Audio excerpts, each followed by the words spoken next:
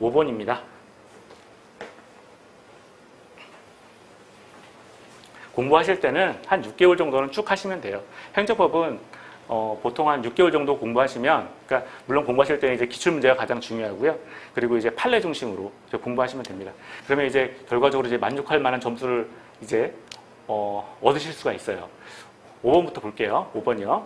행정상 법률관계에 관한 판례 입장으로 옳지 않은 것은. 5번도 이제 판례를 묻고 있는데, 사실 우리가 지금 본 대로 만약에 판례에 의한다 이런 말이 없어도 사실은 그 지문 자체가 모두가 다 판례예요.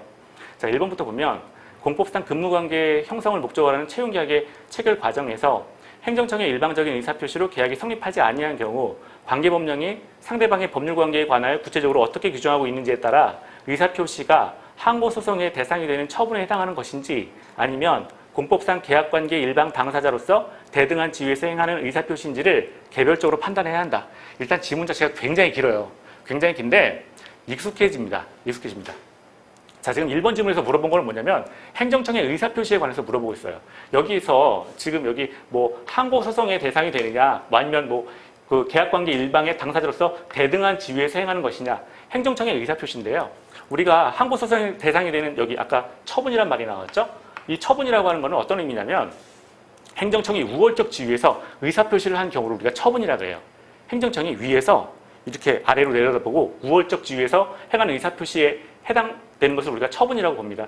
자, 그런데 이 대등한 지위에서 행정청이 일반 아까 상대방, 만약에 행정청의 상대방이 이렇게 있으면 이 둘 다 대등한 지위에서 어떤 계약 행위를 할 수가 있는 거잖아요. 지금 문제가 물어본 것은 어떤 의사표시인데 행정청이 바란 의사표시가 그 항고소송, 그러니까 행정청이 우월적 지위에서 법률관계를 형성하기 위한, 법률관계를 만들어내기 위한 처분에 해당되는지, 아니면 그 상대방과의 관계에서 대등 당사자의 지위에서 이렇게 바란 의사표시인지는 개별적으로, 구체적으로 판단하여야 한다라고 한다는 거예요. 그러니까 행정청이 바란 의사표시를 어떻게 해석할 것이냐의 문제가 지금 1번 지문인데 맞는 설명입니다. 행정청의 의사표시는 구체적 개별적으로 판단한다라고 하는 게 우리 판례의 입장이고요. 2번, 행정처분과 부관 사이에 실체적 관련성이 있다고 볼 수 없는 경우 공무원이 이와 같은 공법상의 제한을 회피할 목적으로 행정처분의 상대방과 사이에 사법상 계약을 체결하는 형식을 취하였다면 이는 법치행정의 원리에 반하는 것으로서 위법하다. 위법합니다. 자, 한번 이거 볼게요. 이거 실제 판례 사안인데요. 지방자치단체가 있어요. 지방자치단체. 지방자치단체가 이쪽 상대방, A라고 할게요. 지방자치단체가 상대방한테 골프장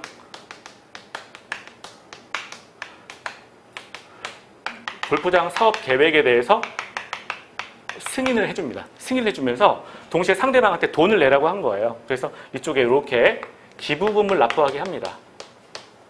자, 어떤 그 사업 계획에 대해서 승인을 해주면서 기부금 내, 그럼 내가 승인해 줄게. 일종의 이제 부담을 단 거죠. 이걸 우리 행정법에서는 부관이라 그래요. 그래서 이렇게 조건을 붙인 거예요. 이걸 이제 부관이라고 하는데 골프장 사업 계획 승인을 하면서 기부금을 내라라고 하는 일종의 부관을 이렇게 붙인 겁니다.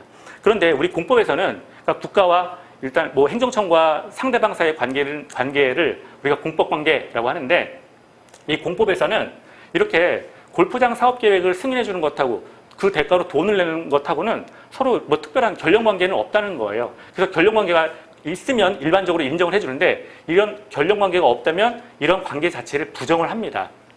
그게 이제 여기서 말하는 첫 번째 줄에 실체적 관련성이 되는데, 골프장 사업계획 승인을 해주는 것하고 기부금을 납부하는 것, 이거는 우리 법에서는 일반적으로 그 실체적 관련성이 없다라고 해서 공법에서는 금지를 한다는 거예요. 그래서 이 지방자치단체니까 이 공무원들이니까 이거 우리가 골프장 사업계획 승인해주면서 기부금을 받는 거 이거 법에서 허용되지 않아, 이런 사실을 알고 있잖아요. 그래서 이 사람들이 어떻게 꼼수를 냈냐면 이 지방자치단체 공무원들이 이 기부금을 납부한다라고 하는 거를 증여계약으로 체결을 합니다. 증여계약은 어떤 이제 물건을 이제 내가 건네준다, 돈을 건네준다라고 해가지고 일방적으로 이렇게 건네주는 것들, 그래서 이쪽은 한쪽에서 수령을 하고 이쪽은 이제 급부를 하고 이런 계약의 형태로 이제 맺는다는 거예요. 이 증여계약은 민법이거든요. 그래서 공법관계에서는 어떤 이런 그 실체적 결령관계가 없다면 이런 것들에 대해서 기부금을 받는 행위 이런 것들을 다 금지하게 돼 있으니까, 못하게 돼 있으니까 이거를 이제 사법으로 회피를 한 거예요. 그래서 민법으로 회피를 해서 우리가 기부금 받는 거 이거 증여계약이야 라고 해서 증여계약으로 이렇게 꾸몄다는 거죠. 그런데 우리 민법 103조에 이런 게 있어요. 반사회적 법률행위. 사회에서 허용하지 않은 질서다. 이렇게 본 거예요. 이 징역계획 자체가 반사회적 법률행위다라고 봐서 우리 대법원에서는 이거를 민법 103조 반사회 질서 법률행위라고 규정해서 이 기부금 받는 것, 징역계약 자체를 이거를 무효라고 봅니다. 무효. 그래서 무효가 되었던 사안이에요. 그래서 위법하다 봤고요. 자, 세 번째, 지방 전문직 공무원 채용계약 해지 의사표시에 대해서는 공법상 당사자 소송으로 그 의사표시의 무효 확인을 청구할 수 있다. 90년도에 나온 판례예요. 옛날에 아주 예전에 나온 판례죠. 근데 아주 오래된 판례로 시험에 자주 출제가 되는데 이거 맞는 설명입니다. 이제 구체적으로 우리가 공부를 할 때 과연 당사자 소송이 뭔지, 뭐 아까 뭐 우리가 처분이 무엇인지 이런 것들을 이제 구체적으로 배워야 되겠지만 뭐 이건 판례 내용이니까요. 자, 지금은 넘어가겠습니다. 네 번째, 재단법인 한국연구재단이 A대학교 총장에게 연구개발비의 부당집행을 이유로 과학기술기본법령에 따라 두뇌한국 21 사업 협약의 해지를 통보한 것은 공법상 계약을 계약 당사자의 지위에서 종료시키는 의사표시에 해당한다라고 나왔는데 후단이 틀렸습니다. 지금 두뇌한국 BK 21 사업 계약의 협약의 해지를 했다는 거예요. 근데 이 협약의 해지는 아까 그 행정청이 우월적 지위에서 행한 행정처분으로 보았습니다. 그래서 이 계약 당사자의 지위에서 종료시키는 의사표시 이렇게 본 게 아니라 이걸 행정처분으로 보았다는 거죠. 자, 행정청이 우월적 지위에서 법률 관계를 발생시키는 행정처분이라고 보았다는 거예요. 아까 우리가 지나갔는데 지문, 여기 1번 지문이죠.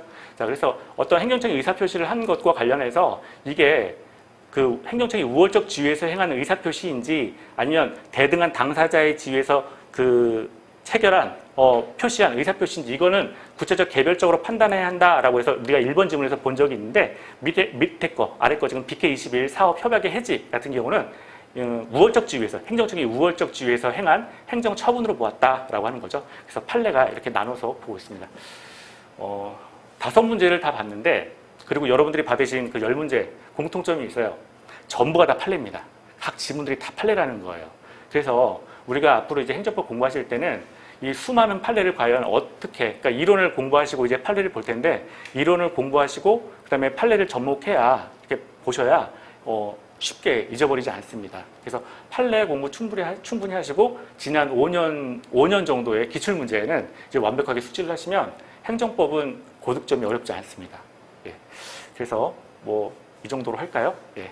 그래서 한마디로 모든 파트는 다 공부를 하시는데 주로 이제 시험 우리는 이제 뭐 학문을 하는 게 아니고 언제나 이제 수험 법학이니까 주로 판례 보시고 그리고 이론은 왜 이런 판례가 나왔는지에 대해서 이렇게 조금 공부하시면 판례를 이제 구체적으로 쉽게 이제 정리해서 아마 만족할 만한 점수는 얻으실 것 같습니다.